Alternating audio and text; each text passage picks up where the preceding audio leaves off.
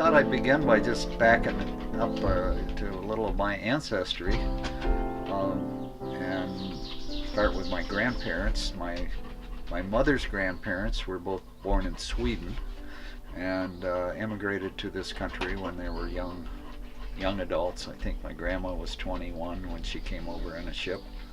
She came over to live with an uncle that had a farm in Grove City, Minnesota, which is west of the Twin Cities.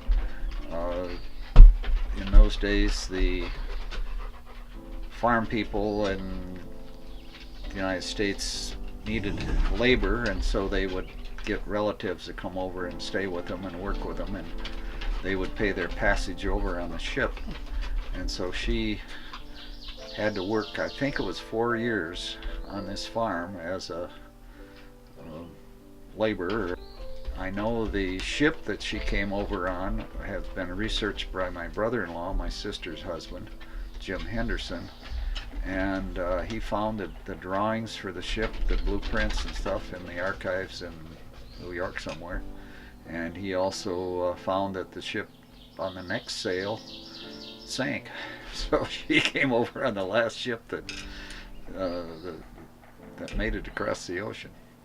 But she recalls to my mother, according to my mother's story, as she was sailing out on this ship all by herself, no relatives or anybody she knew on the ship with her, and they lived near the southern tip of Sweden, and the church, the little Lutheran church that they attended, had a steeple on it, and she could remember that steeple getting smaller and smaller as she sailed out into this ship, and she was, wondering what she had done. And it was kind of there's no way out of here or no way back once you make the decision. So, and the farm is still in the family.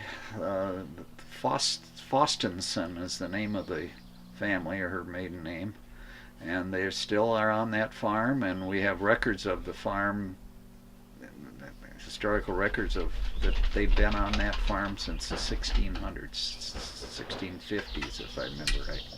So the family is still running that farm, and they raise hogs and strawberries on that farm.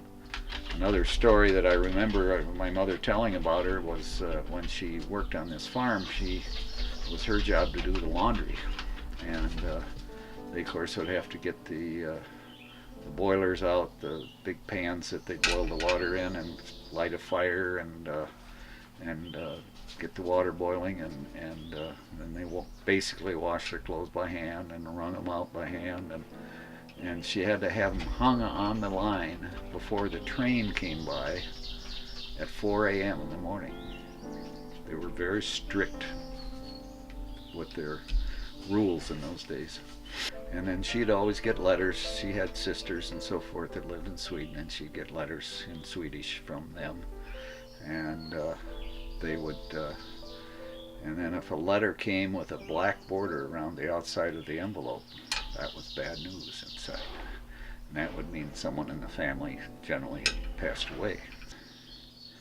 I'm not sure how she met my grandpa. My grandma's name was Batilda with a B, and his name was Peter Nelson, and he came from Sweden also, but I don't know as much about his background. He immigrated and did not know my grandma until they were in the United States, and he was also working on a farm and came over on that kind of indentured program where they lived with a relative and so forth.